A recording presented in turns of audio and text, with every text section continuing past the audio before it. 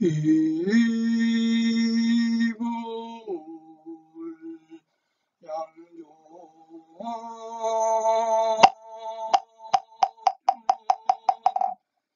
기수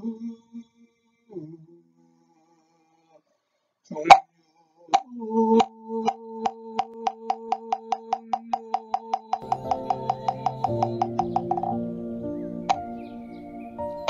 What a waste, when the sun is shining, the weather is beautiful, to be caught in this mental formation.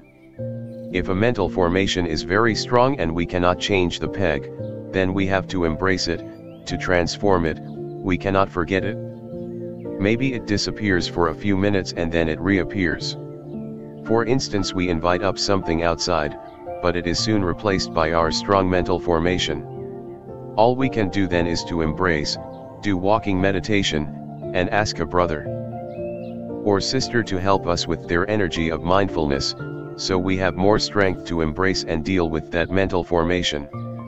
If we have a friend in the practice who has more energy, that person can do this for us. We should ask each other for help. We all have moments when we are low, and sometimes we need someone else whose energy is high to help us.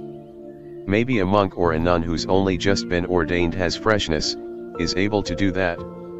In the sutras this is called concentrating our mind, collecting our mind. We embrace our mental formation. Rather than pushing it outside we say, "Come here. I will look after you." Our mind and our body are fully concentrated on helping this mental formation, seeing what the reasons are, far and near, for its existence. We cannot run away from it. This is the third breathing, awareness of our mind in the mind. The fourth is breathing is liberating the mind, which follows naturally after concentrating the mind. Again, there are many methods. A younger sister who just became a nun 3 or 4 months ago wrote to me about her practice. She had a boyfriend in the past, and whenever he was angry he would go outside and water the flowers in the garden, and then he would go and buy ice cream. Sometimes when they were sitting together he didn't dare to look at her. There came a time when she saw that she was attached. In the ordination ceremony she knew her father, her brother, and her boyfriend were sitting in the congregation. She could see them in her mind's eye, but she did not dare to look at them. She knew that she was leaving them behind in order to become a nun. She saw clearly that if after becoming a nun she was to become attached again, she would be betraying the people she had already left behind in order to be ordained as a nun. This insight, which stayed with her for a couple of hours, enabled her to let go of her attachment. I think somebody only 20 years old who has been able to look deeply and see that is already doing very well. We see that the person we love is in our heart, and we see that we are going on the path, but we have to leave behind our loved ones, and if in our practice we get caught again, we get attached to somebody else, then we are not worthy of being a monk or a nun. To see that is already bringing us happiness. We all have these elements of betrayal, and if we know how to use them, we can release ourselves very easily. How many people have supported us in our lives? Our ancestors, our family, our teachers, friends, and many others.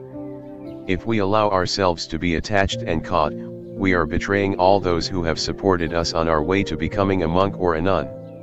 So to be liberated is not something far in the future, but is something we can do now by looking deeply. This younger sister did this on her own. If it had been more difficult she could have asked one of her sisters, but she didn't need to do that. Some moments after she looked deeply and saw like that, she felt light in herself.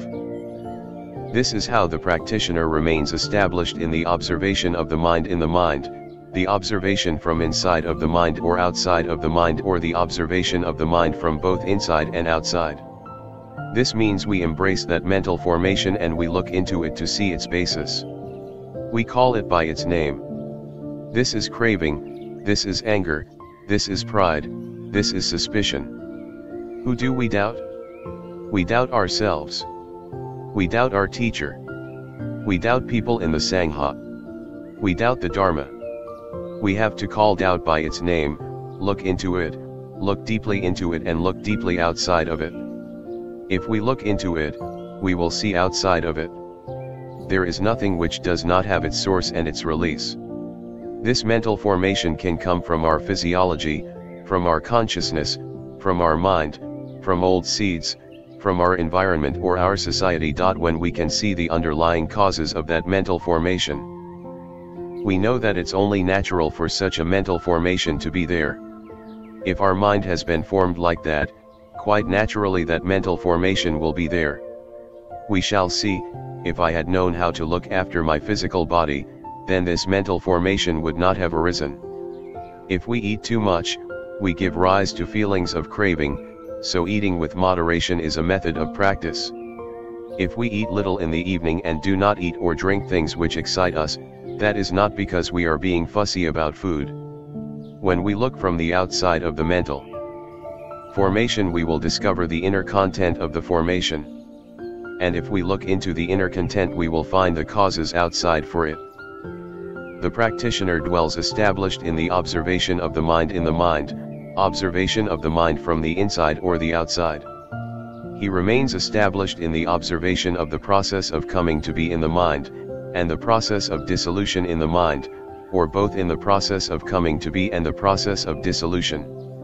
We see how this mental formation has arisen, why it has arisen, and how it can be ended.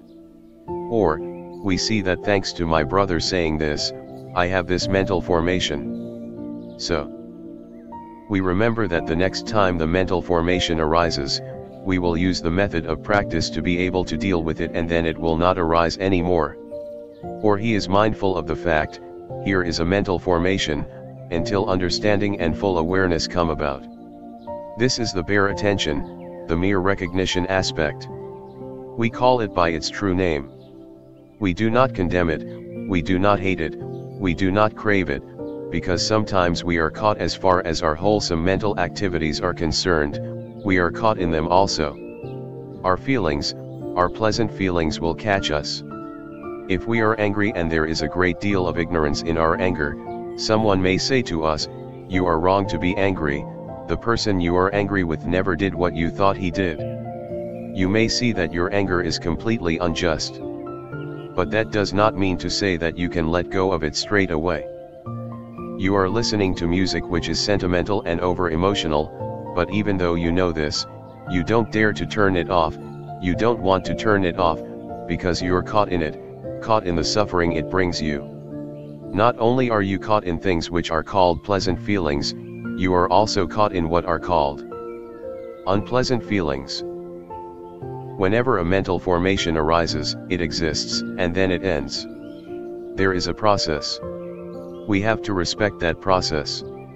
We are angry, we have been shown that the anger has no basis, but we still can't smile. The other person says, "Smile, your anger is diluted," but anger has already arisen, it can't suddenly disappear. It takes time to come to an end, as with a fan. You say, "It's very windy in here, turn off the fan." But after you have turned off the switch, the fan will continue to turn. The important thing is to remove the base of nutriment for our anger. When we have a feeling of anger or sadness, if we can see its roots, it may continue a little bit, but it won't continue very long. And it doesn't matter if it continues a bit, because the root has been cut off and in 2 days it will have disappeared. With mere recognition that there is a mental formation here, until understanding and full awareness comes about, he remains established in the observation, free, not caught up in any worldly consideration. This is how to practice observation of the mind in the mind. When we read the Sutra on the 4 establishments of mindfulness, we remember that the Buddha has taught us to practice these 4 breathings, and we take the light of these teachings to shine on the teachings on the 4 establishments of mindfulness, and then it's very clear. Now we go on to the 4th and last establishment, observing objects of mind in the objects of mind. Objects of mind are also called dharmas, and dharmas here means the objects of our mind. As far as perception is concerned, we have eyes, and the object of eyes is form. When form and eyes come together, then there will be sight. With ears and sound, hearing. Nose, odor. Tongue, taste. Body, touch. With the mind, the object of mind is dharmas, objects of mind.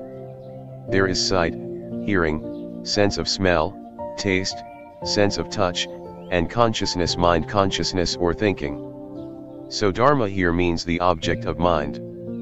The five sense consciousnesses, eye consciousness, ear consciousness, etc. can operate separately, but they can also operate in combination with mind consciousness.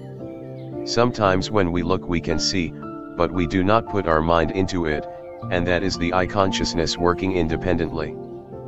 When we are aware of what we are looking at, we have eye consciousness which is in combination with mind consciousness. For example, on our bicycle we may be thinking of the homework we have to do. Soon we have to give our homework to our teacher, so we are thinking about that. In that moment our eyes are keeping us from bumping into anything as we ride the bicycle, although our mind is somewhere else.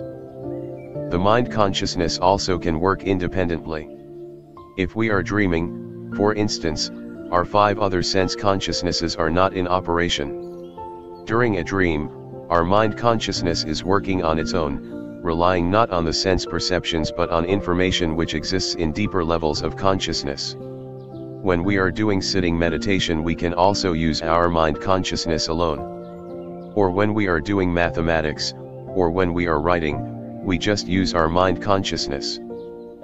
If we imagine our mind consciousness as a circle, our five sense consciousnesses would be circles inscribed on its circumference. The circumference of the circle of mind consciousness would cut through each of the five sense consciousness circles, dividing the part of the sense consciousness which works independently from the part which works together with the mind consciousness. So when the mind consciousness works together with one of the five sense consciousnesses, the eye for example, that is represented by the part of the eye consciousness circle lying within the circumference of the mind consciousness circle. Just as our thoughts are dharmas, so also images, sounds, or other sense objects can be objects of mind, or dharmas. Form can be an object of mind. Scent can be an object of mind. Touch can be an object of mind. Dharmas can be taken from the alaya consciousness or from outside. Mind consciousness can take its information through the five doors of our sense consciousness, as in our daily life. For instance, we are walking on the road and we meet someone. We stop and think, when did I meet that person? What's that person's name? At that point the image of that person goes through our eyes and we are trying to look into our file to see how long ago that image was there before. We bring the two images together, compare them. So, at every moment we are bringing together what comes from within and without. How do we know that a cat is a cat? Because there is a cat outside of us, but also there is the image of a cat within us. And we know this is called a cat because we have the information of cat within us which helps us to identify the signal of the cat outside. The field of operation of the mind is very wide. All dharmas are there, all objects of mind exist because they come through the doors of the five senses or from information which is stored in our consciousness. All these things can be called dharmas.